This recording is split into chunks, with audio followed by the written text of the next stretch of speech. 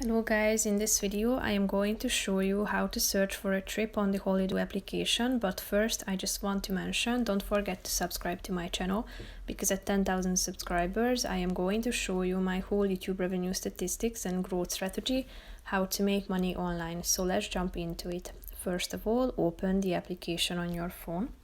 After that, tap on the search button down below in the left side corner of the screen.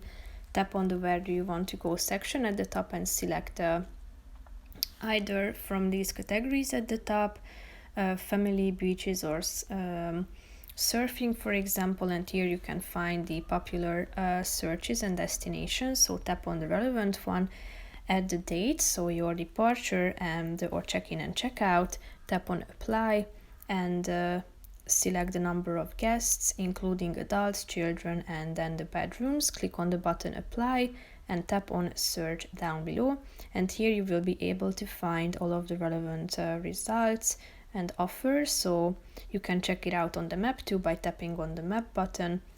And basically that's it for this video guys. See you in the next one. Bye bye.